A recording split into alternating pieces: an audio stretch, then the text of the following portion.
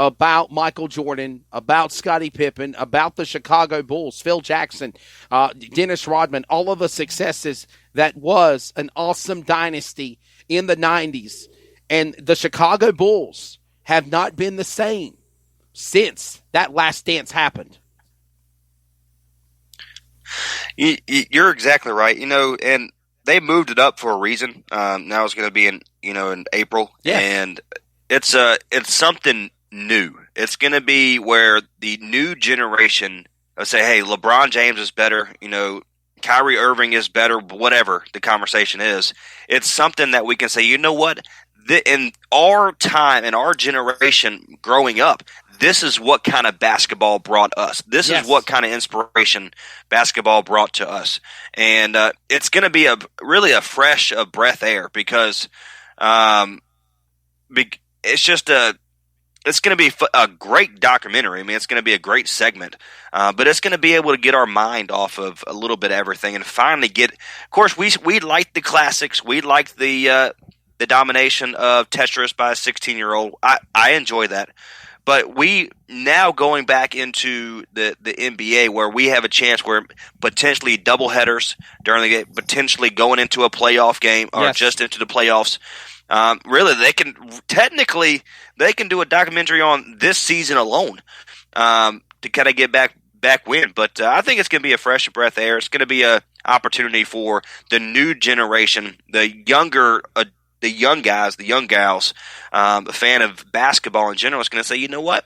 Maybe our parents, maybe these guys and my mom and my grandparents knew what they were talking about. And so it's going to be a fun watch because it's just going to be able for us to get our mind off of a little bit of everything. So is it hard and finally to watch say, something new? Is it hard pressed to say that? And by the way, this documentary, the last season, was supposed to air in August, September.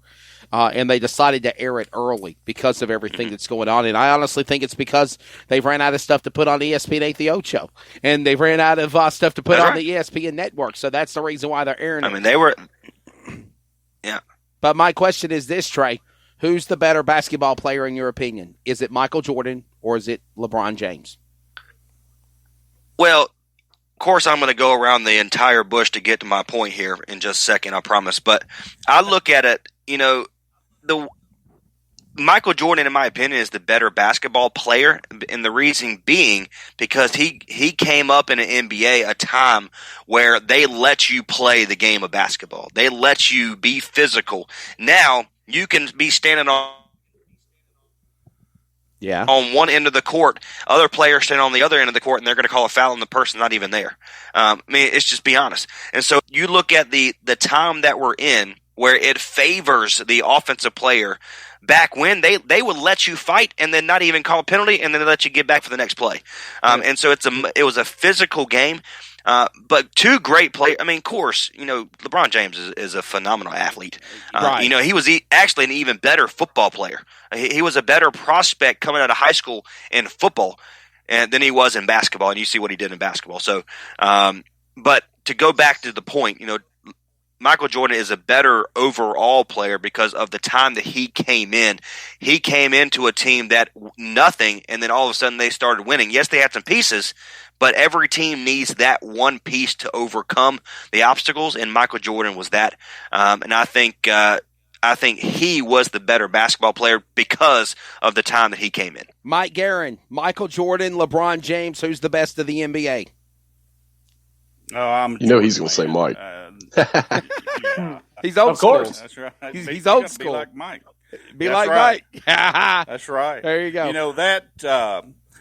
I grew up, through the Celtics and Lakers battles. There you go. Bird, Magic Johnson. Yeah. That was NBA to me. And then, as their era started to wane, that's when Jordan come on the scene. And that carried me through. I was a Bulls fan. I really, I mean, he was phenomenal. And not just him, just like you said, he was surrounded by superstars. Yes. And, we remember all the amazing dunks and things of that nature. But, today's game is everybody's they look like they're freelancing. They're for themselves. They're just running and dunking the ball. back then there was strategy, and Yes. some of the moves that Jordan would pull off, and oh my God, For sure. just and taking nothing away from LeBron, I am a huge. How should I say it? I hate the fact that they let kids. I think you got to go to college and do your 4 years. You can't skip college, go to the pros, any sport. I agree. You can't leave college early. But that's a testimony what an athlete. He was able to leave high school and go straight into the NBA. But I'm not a fan of that. Raging, relentless Daniel, LeBron James, Michael Jordan. So I'll say this first. No matter, for the rest of time, we're going to have this conversation. Not necessarily Mike and LeBron, right? But before Mike come in, or when Mike come into the league, it was Bill Russell or Michael Jordan. Right now it's LeBron and Michael Jordan. Years down the road, it may be, I don't know, I'm just name off the top of my head. Of course, I'm a Duke fan, so I'm going to say Zion Williams and LeBron James, So, no matter what, there's always going to be this conversation of the next guy up, is he better than the other guy that, wait a second. 10 years ago. You're thinking in time that Michael Jordan's name is going to become a distant memory? People are going to... No, not necessarily. No. Not necessarily. I'm just saying, 10 years from now, we're going to be saying who... again, I'm just saying Zion he's one of the biggest names to come out of college, recently. Yeah. I guess. Duke so we'll say him him versus LeBron. And Duke sucked this year too. Yeah, by the way, yeah. They sucked this year? Duke had a bad year this year. Come on, be honest. Oh, no, they did. I don't know about it. I don't know. Maybe you need to watch some reruns when they come on. No, but really, the thing is, we can have this conversation until we're blue in the face. But at the end of the day, to me, kind of what we were talking about earlier in our group chat earlier tonight, rings speak volumes. Yes. LeBron has 3. Michael has 6. So to me, that speaks a little bit more volume. Michael didn't always have a superstar team and all the championships that he won. Most of them, maybe, and they done good. Then it was, you had a more congealed team where, guys were a little more loyal to the teams. Nowadays, as we've said all night, it's about money, from the players' aspect or from the owner's aspect. It's all about money. Brandon White, is it so LeBron it's hard to James see that, or Michael Jordan? Well, my first memory of Michael Jordan is watching him play on the Washington Wizards when he was at the tail end of his career. Oh, come on. The whole thing with the Chicago Bulls. Damn. That's a little bit before my time, unfortunately. Now. That's not taking anything away from Michael Jordan. But before I get into him, I'm going to talk about LeBron James. I've mentioned before on other broadcasts, it was Kobe Bryant highlights growing up whenever I turned it on SportsCenter. Well, the other guy on those highlights was LeBron James.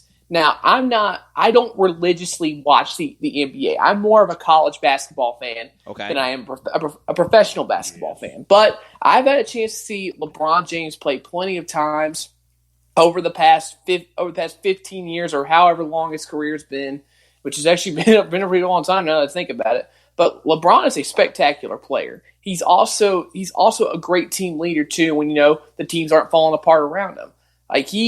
He can do things that other players in the league can't do. He can drive to the rim. He can shoot the 3. He can lead others on the court. So he's a great player in his own right. But I've seen the video clips of Michael Jordan. I've heard the stories about the Chicago Bulls and how great they were, and I have seen playing Michael Jordan highlights. And based off what I've seen, it's clear to see why that comparison is there between Michael Jordan and LeBron James.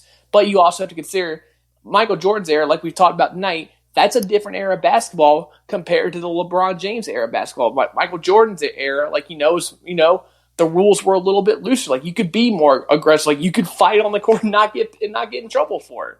And also Jordan was surrounded by superstars in this day, but also LeBron James has been surrounded by superstars throughout his career, whether it's on his team or it's on other teams. So, there's some comparisons there, and I think it's fair to say that those two are the 2 best players in NBA history. But as far as I've seen more of LeBron than I've seen of Michael Jordan, but based off what I've seen, what I've read, and what I've heard about Michael Jordan, I mean, it's really hard to put LeBron James above him. So I got to go MJ's the greatest of all time. All right, Double B, Bruce Barrett, Michael Jordan, LeBron James. We talked about this on the Sports Power Hour briefly for a segment, about 5 minutes or so. Here's your chance to elaborate more on it here on the roundtable. Well, I'm just going to start talking stats for just a minute, okay? I'm a stats man. Let's hear him. Michael Jordan averaged 38.3 minutes a game. His field goal percentage was 49.7. That's basically 1 out of every 2 shots Michael Jordan makes, basically. Yeah. His three-point percentage was 32.7, which is 1 out of every 3 just about. His free throw percentage was 83.5. His rebounds he had over 6 rebounds a game, over 5 assists a game. He had at least 1 block shot, 0.8, but a block shot a game, and had 2.3 steals a game. Okay, now those are his on-the-court stats. Okay.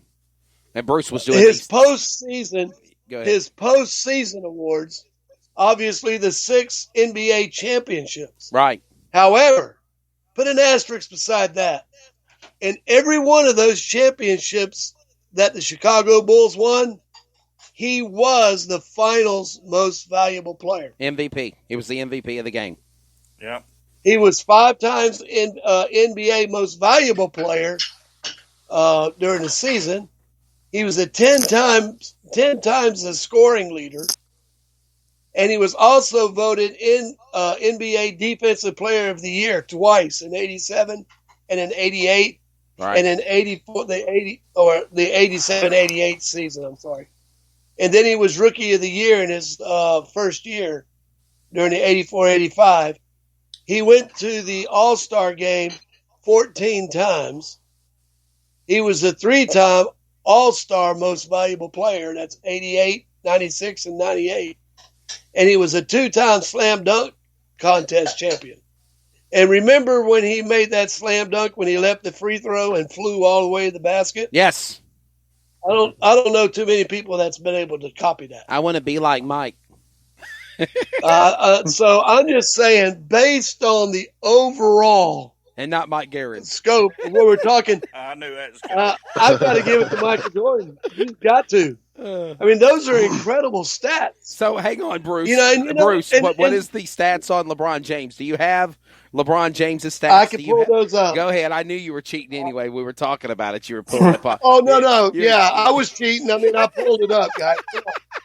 I want to be. If he remembered all that off the top of his, top of his head, he's got a hell of a memory for. Daniel, whenever we do these baseball broadcasts, or when we were, hopefully we'll get back to doing them again. All of a sudden, I'm calling play-by-play, and then that's why I love Bruce as a color guy because Trey, because you've worked with him as well for basketball or baseball.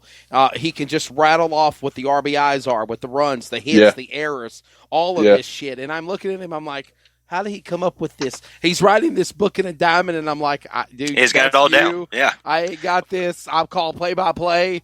I know how to call the game, but as far as writing that stuff in a book, you got a gift, Bruce. I can't do it. Well, I appreciate that. I'm pulling up the LeBron chat. And by the way, we give equal time. My girlfriend, because we're quarantined. I love you and miss you, honey. I know she's back home in Dirty Durham, and I'm in Clayton. But she says, Wesley, Dirty Durham. Even I know Michael Jordan's name. The other guy, nope. So so she's in agreement. Michael Jordan's the best basketball player of all time. So and Trey and Brandon, I do see your point. I don't think anybody said LeBron in this, on the table. I don't think LeBron. Nobody said LeBron, right? And I don't understand why that is because LeBron has done some great things. But Trey, nothing can match to what Michael Jordan done in the NBA. And I love the fact that if you watch that documentary the last season, which airs April 19th on ESPN, and it's a 10-part series, and it was said so many times, and even Michael Jordan said it, I know that it wasn't just me. It was Scottie Pippen. It